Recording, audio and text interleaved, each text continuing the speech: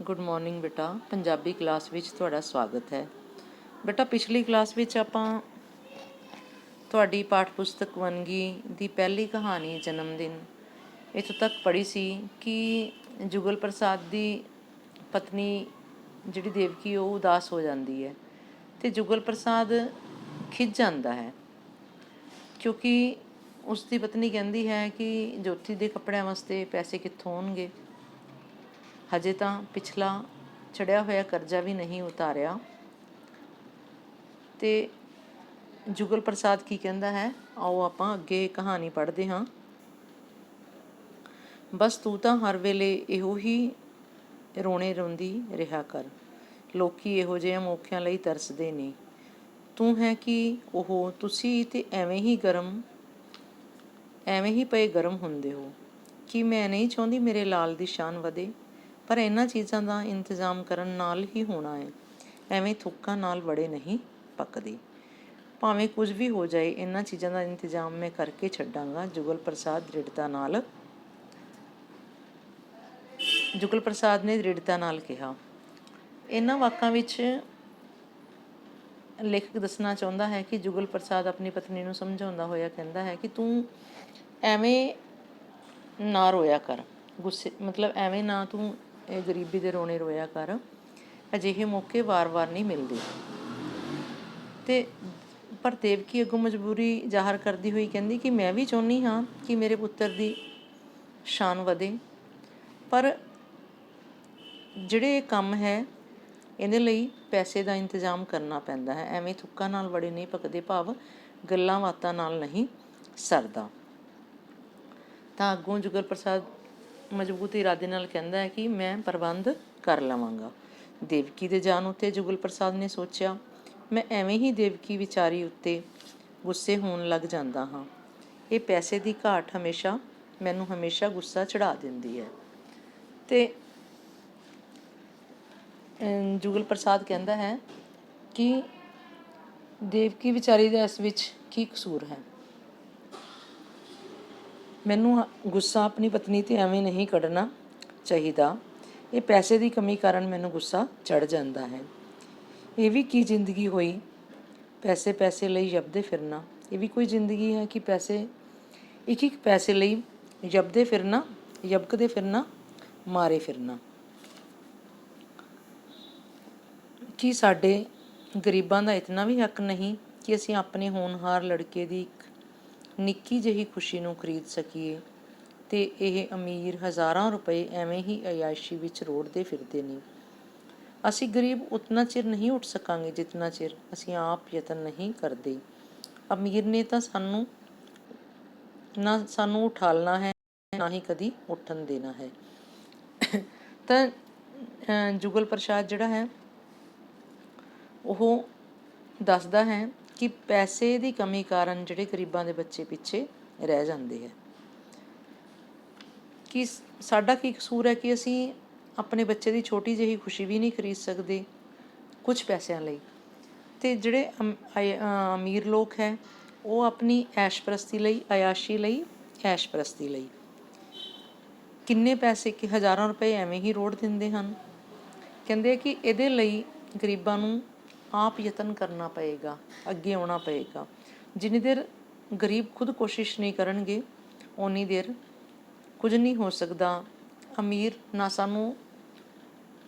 ਨੇ ਤਾਂ ਸਾਨੂੰ ਉਠਾਉਣਾ ਹੀ ਕੀ ਹੈ, ਉਹ ਤਾਂ ਕੋਸ਼ਿਸ਼ ਕਰਦੇ ਆ ਹਮੇਸ਼ਾ ਸਾਨੂੰ ਦਬਾਉਣ ਦੀ।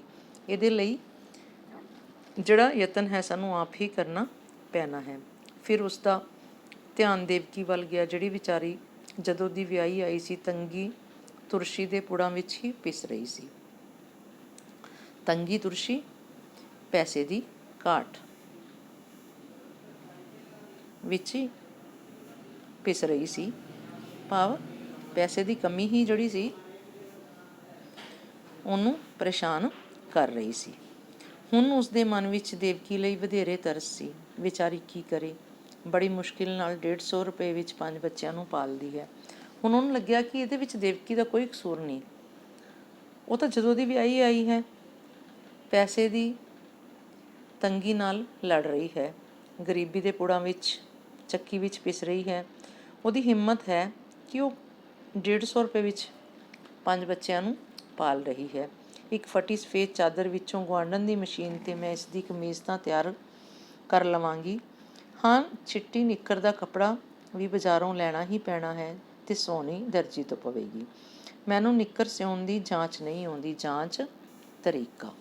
ਦੇਵਕੀ ਨੇ ਪਤੀ ਨੂੰ ਇਹਨਾਂ ਪੈਸਿਆਂ ਨਾਲ ਹੀ ਕੰਮ ਸਾਰਨ ਦੀ ਤਰਕੀਬ ਦੱਸਦਿਆਂ ਕਿਹਾ।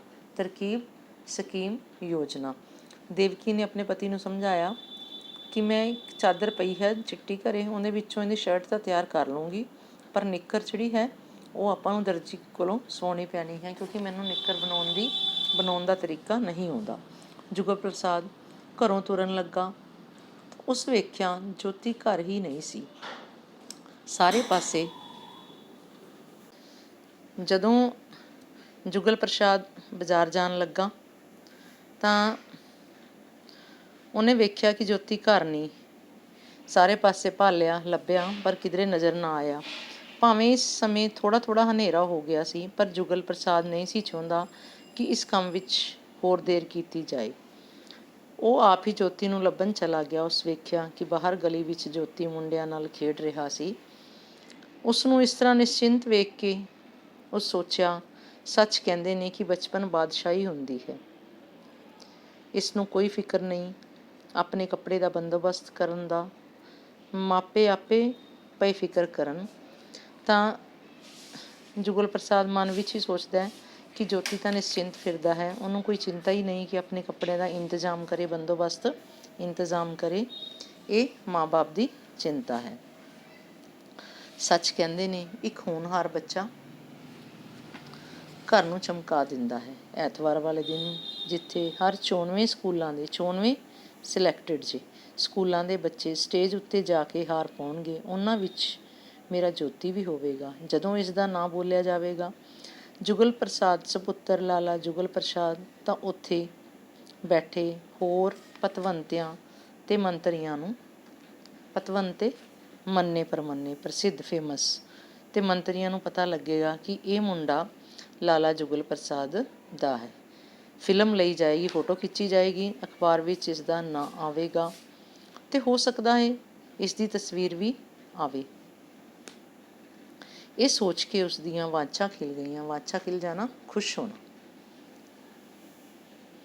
ਅਤੇ ਉਹ ਆਪਣੇ ਆਪ ਨੂੰ ਦਿਲ ਹੀ ਦਿਲ ਵਿੱਚ ਇਸ ਗੱਲ ਨੂੰ ਸ਼ਾਬਾਸ਼ ਦੇਣ ਲੱਗਾ ਕਿ ਕੰਮ ਅੱਜ ਕੰਮ ਘੱਟੋ ਘੱਟ ਮੁੰਡੇ ਨੂੰ ਤਾਂ ਚੰਗੇ ਸਕੂਲ ਵਿੱਚ ਦਾਖਲ ਕਰਾਉਣ ਦੀ ਮੈਂ ਸਿਆਣਪ ਸਮਝਦਾਰੀ ਕੀਤੀ।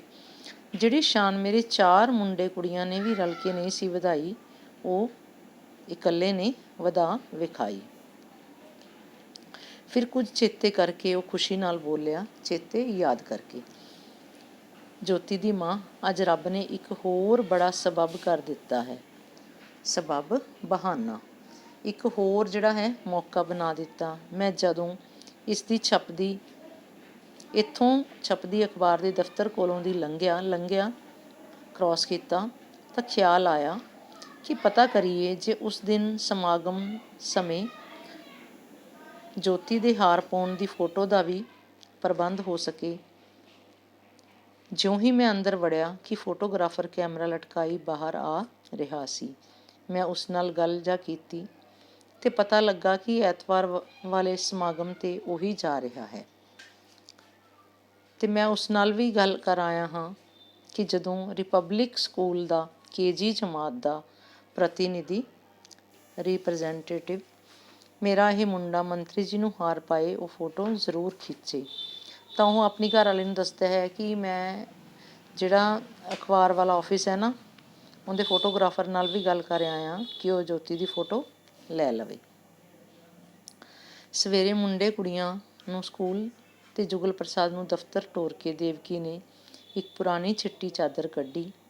ਪਹਿਲਾਂ ਤਾਂ ਉਸਨੂੰ ਚੰਗੀ ਤਰ੍ਹਾਂ ਜਾਂਚਿਆ ਪੜਤਾਲਿਆ, ਦੇਖਿਆ ਪਰਖਿਆ।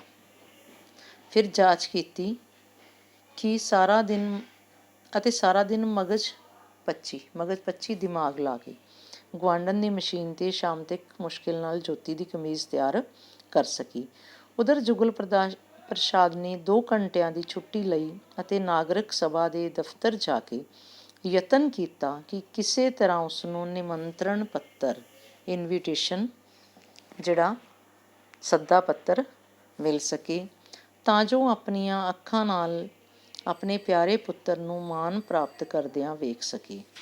ਪਰ ਉਸਨੂੰ ਪਤਾ ਲੱਗਾ ਕਿ ਉਸ ਸਮਾਗਮ ਵਿੱਚ, ਉਸ ਫੰਕਸ਼ਨ ਵਿੱਚ ਤਾਂ ਵੱਡੇ ਵੱਡੇ ਰਾਜਨੀਤਿਕ ਆਗੂ ਨੇਤਾ, ਅਮੀਰ ਲੋਕ, ਲੱਖਪਤੀਏ, ਪਹਿਲਾਂ ਕਿਸੇ ਕੋਲ ਲੱਖ ਰੁਪਏ ਹੋਣਾ ਵੀ ਬਹੁਤ ਵੱਡੀ ਗੱਲ ਹੁੰਦੀ ਸੀ, ਲੱਖਪਤੀਏ, ਵੱਡੇ ਵੱਡੇ ਅਫਸਰ ਅਤੇ ਕੁਝ ਸੱਦੇ ਗਏ ਬੱਚੇ ਹੀ ਜਾ ਸਕਦੇ ਹਨ। ਜਿਨ੍ਹਾਂ ਨੂੰ ਇਨਵੀਟੇਸ਼ਨ ਮਿਲਿਆ ਹੈ, ਸੱਦੇ ਗਏ ਇਨਵਾਈਟਡ ਬੱਚੇ ਹੀ ਜਾ ਸਕਦੇ ਹਨ। ਉਹ ਸੋਚਿਆ ਕਿ ਮੈਂ ਇਹਨਾਂ ਵਿੱਚੋਂ ਕਿਸੇ ਗਿਣਤੀ ਵਿੱਚ ਵੀ ਨਹੀਂ ਆਉਂਦਾ। ਵਿਚਾਰਾ ਦਿਲ ਦੀਆਂ ਉਮੰਗਾਂ, ਇੱਛਾਵਾਂ, ਆਸਾਂ ਦਿਲ ਵਿੱਚ ਹੀ ਦਬੋਚ ਕੇ ਦੱਬ ਕੇ ਰਹਿ ਗਿਆ। ਐਤਵਾਰ ਦਾ ਦਿਨ ਆਇਆ।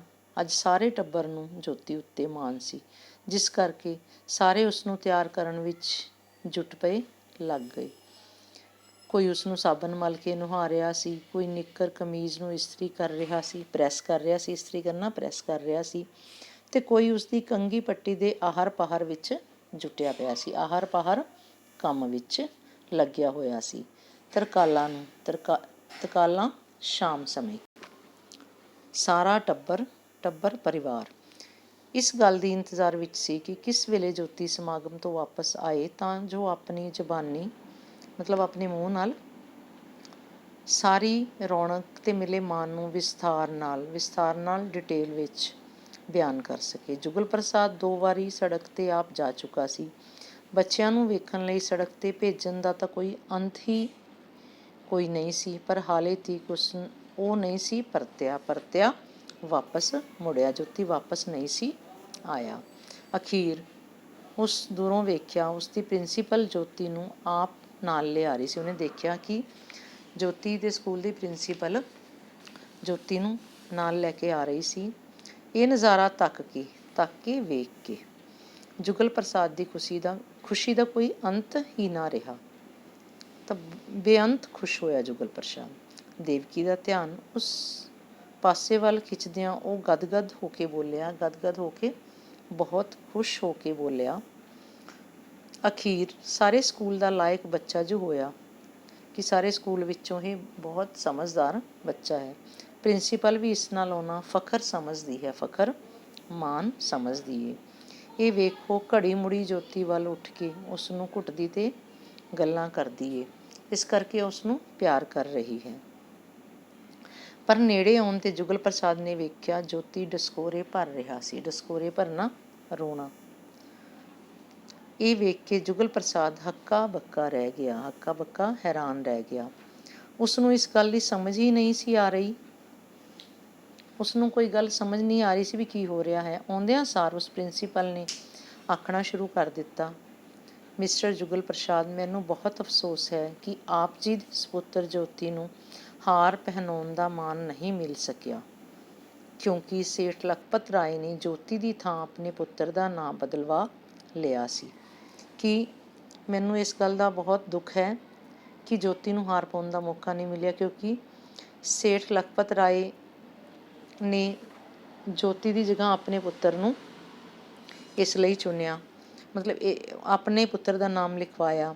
ਮੈਂ ਤਾਂ ਉਸਦੀ ਇੱਕ ਨਾ ਸੁਣੀ, ਮੈਂ ਉਸਦੀ ਗੱਲ ਵੱਲ ਧਿਆਨ ਨਹੀਂ ਦਿੱਤਾ, ਪਰ ਉਸਨੇ ਸਾਡੇ ਚੇਅਰਮੈਨ ਨੂੰ ਆ ਕੇ ਕੰਮ ਕਰਵਾ ਲਿਆ।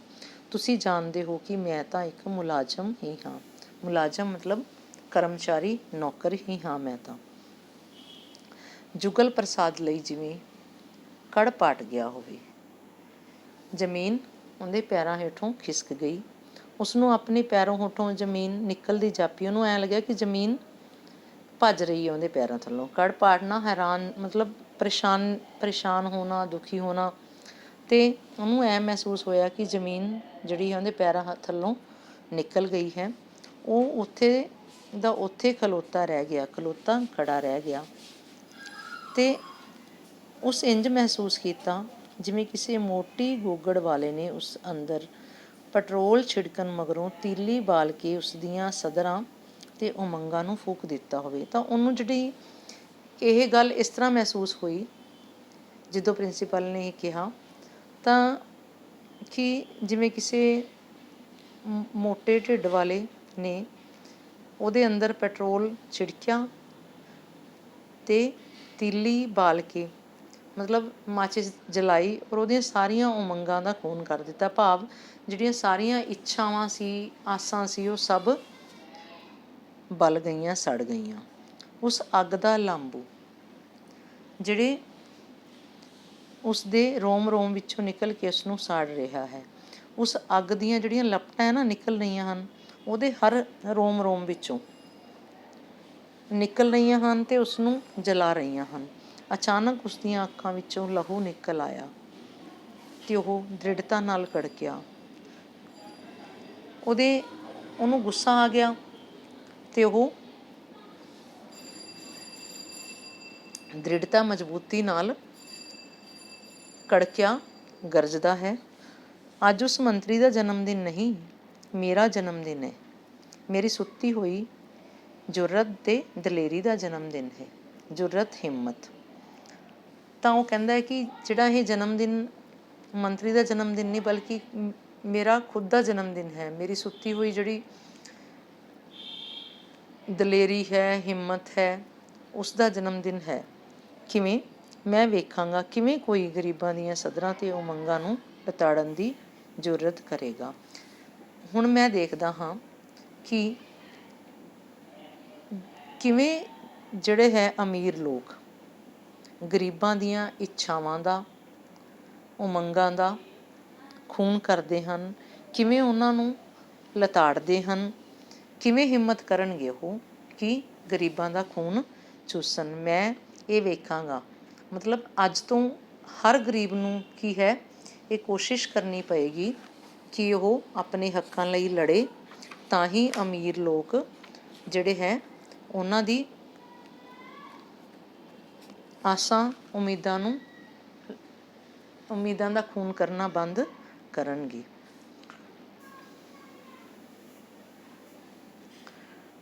ਥੈਂਕ ਯੂ ਬੇਟਾ।